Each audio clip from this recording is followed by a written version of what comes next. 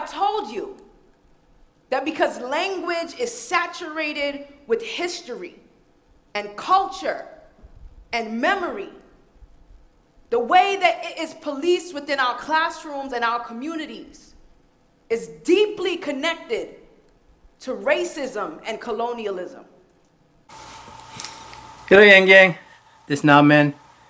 Welcome to my channel, Make Me Think Harder. Before I begin, just to wet my throat. Cheers.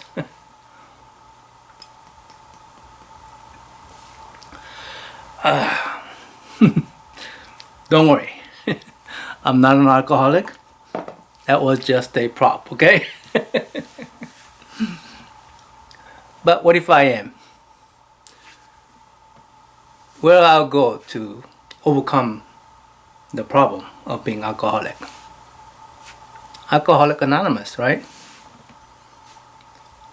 What is the very first thing they make you do in front of your support group?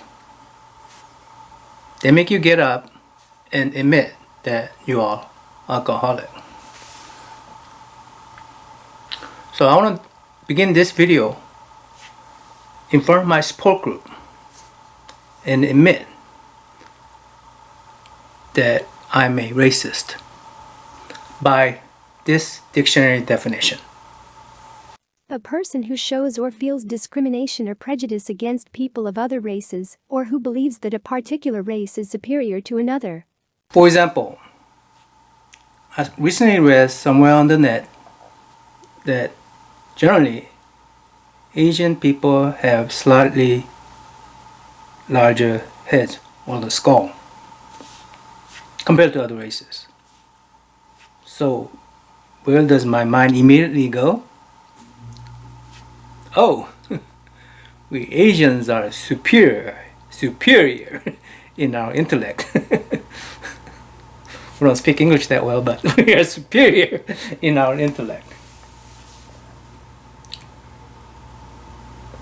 Great in math, right? As old as I am, one would think I would outgrow being a racist. But it seems like an instinct takes over and take you to those dark places in your mind. It's like being an alcoholic, you know? Once alcoholic, you're always an alcoholic. Great prop.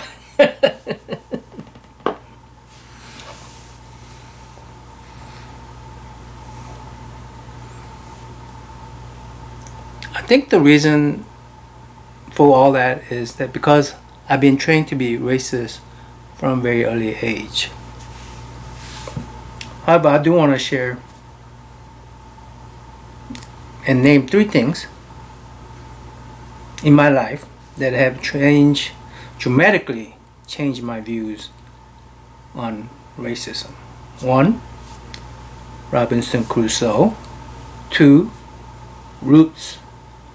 And 3, 13th. Master. Friday, master, friends. And friends. When I was about 6 or so, my mom gave me this book called Robinson Crusoe. She was a typical Korean mom, tiger mom, that wanted her children to read at a very early age.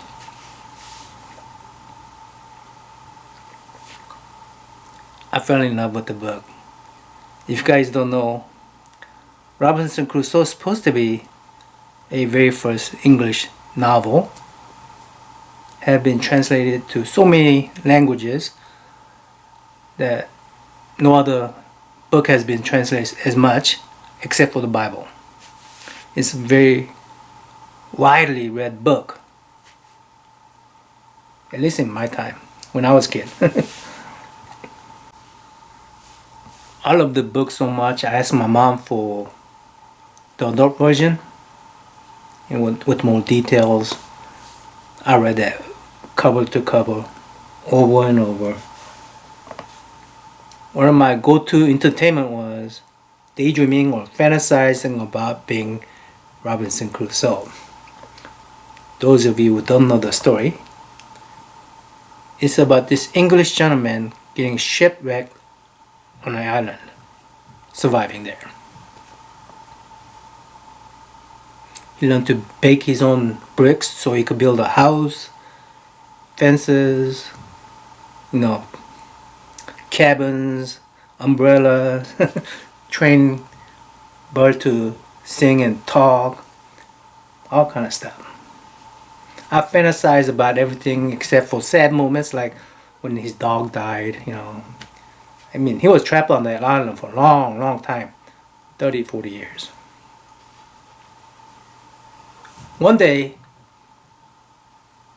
he meet these cannibals, the savages. They are eating one of their own. And he gets to rescue one of them. It was because it was on Friday that he rescued him. He called him Friday. At first, Robinson Crusoe didn't trust him, but eventually he becomes the cannibal, the savage becomes a loyal servant to Robinson Crusoe, a companion. And yeah, as a kid, I fantasized about all that. Becoming master of that little domain, that little island. The jungles, the waterfalls, the house that I built, and cabins that I built on the tree, and all the fishes around the seas, and even the savage, because I had the magical gun. I had a great time. Fantasize about being a master.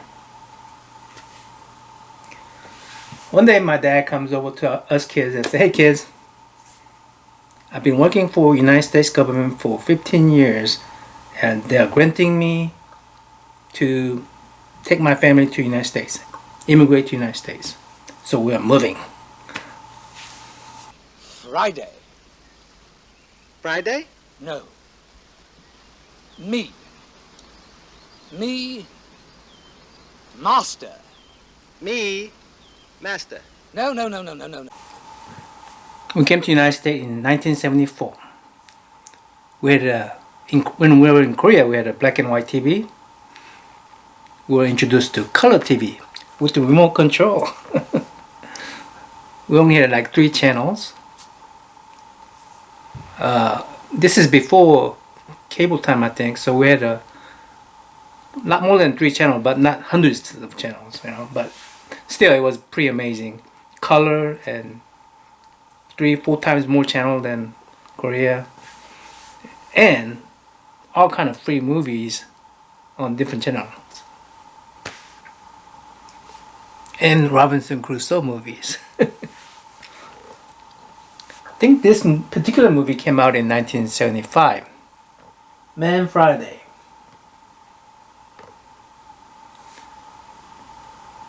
When I saw this first, I didn't speak the language because I've only been in the United States for 1 year. I was upset. I didn't like it.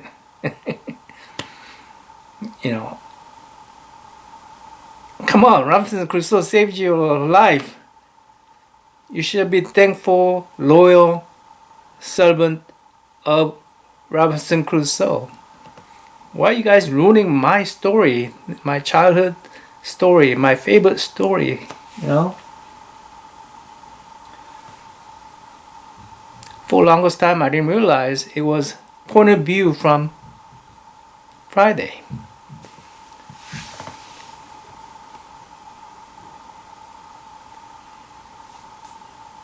It never occurred to me to put myself in the story as Friday. That's like putting myself in the story as a talking bird or the dog.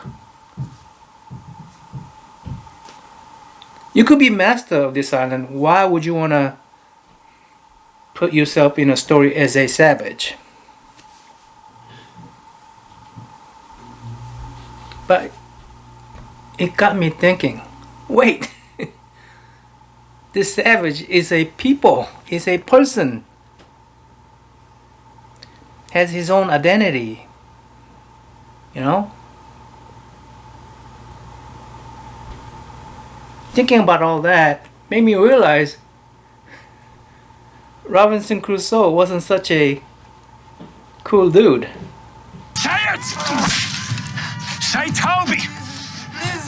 Tell me your name! Say it, damn you! Roots came out in 1977, about 2 years after this one.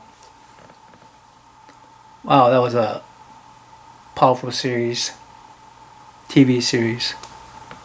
I think everybody at the time was glued to their TV watching this show.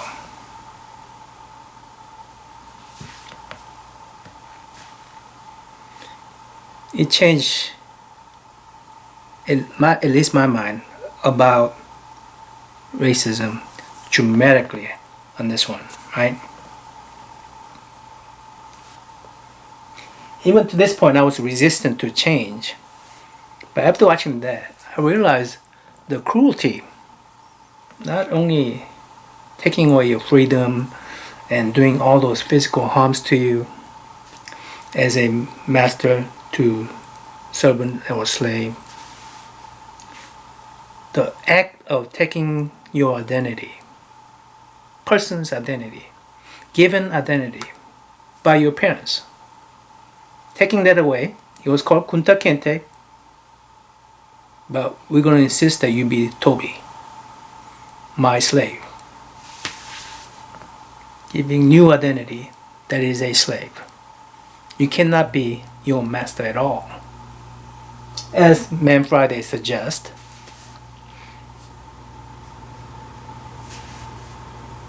and it made me realize, oh yeah, Robinson Crusoe was totally romanticizing the master and slave relationship. It disguised as father and son type of relationship.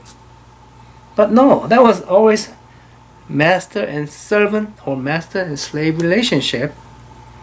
And come on, the guy gave him the name Friday, like how you name a pet. Surely even savages have names, right? No, I'm going to give you English name. You're going to learn to speak English. I'm not going to learn your language. You're going to learn my language, right? Even on an island by yourself.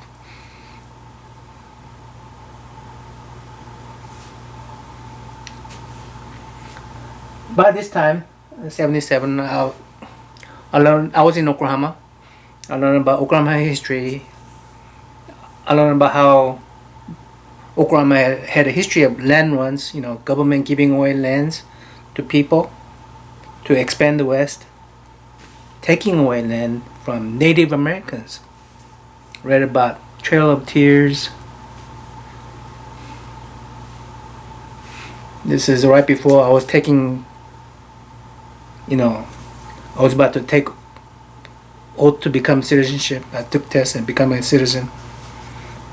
When I was taking that citizenship test and becoming a U.S. citizen, I was saying to myself, we have a great constitution. I took comfort in that. Because when I was taking an oath, I knew consciously what I was doing. I was saying, I'm becoming U.S. citizen. That means I'm taking all the good and bad of this country. Ancestor of this country is becoming my ancestor. Right? And my ancestors have done horrible thing to my ancestors.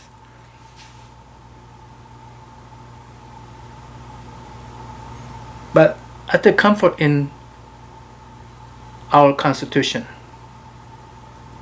Hey, we were able to use 13th Amendment to free the slaves. No more. We are growing as a nation. We are evolving. 13th Amendment says no involuntary servitude except for those who have been duly convicted of a crime. So once you've been convicted of a crime, you are in essence a slave of the state.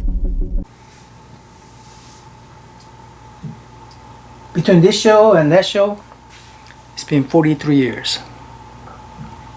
It's taken me 43 years to realize, hey, maybe I cannot take comfort in our Constitution.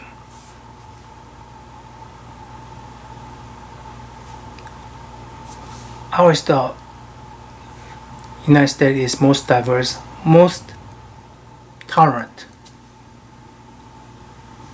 most human right friendly country. But after seeing those people,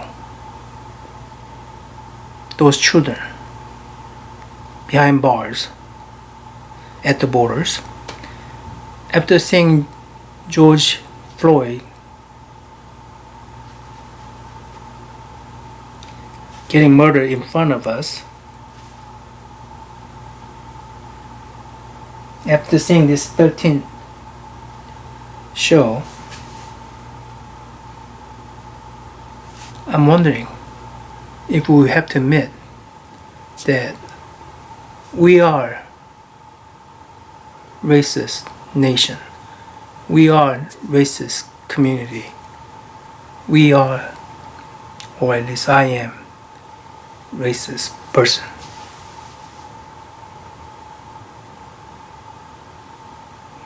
I know many people deny it.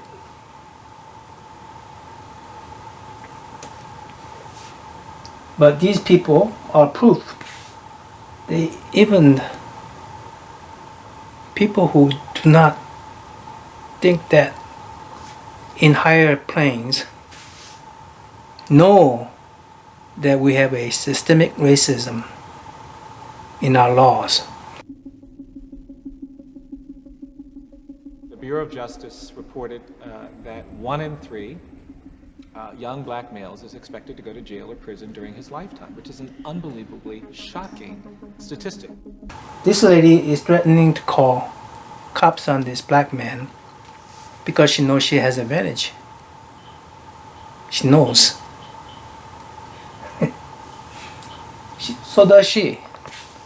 And she don't even want to even see all those Black Lives Matter messages. No. It's uncomfortable to look at. It's uncomfortable to think about. I just want things the way they are. And so does, that lady just saying, let's go back. You guys get out of here. I want my country back.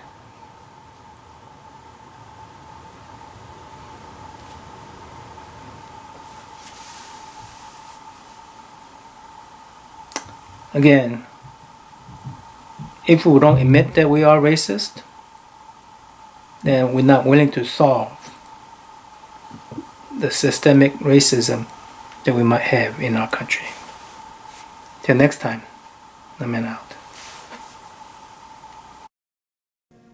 The objective reality is that virtually no one who is white understands the challenge of being black in America.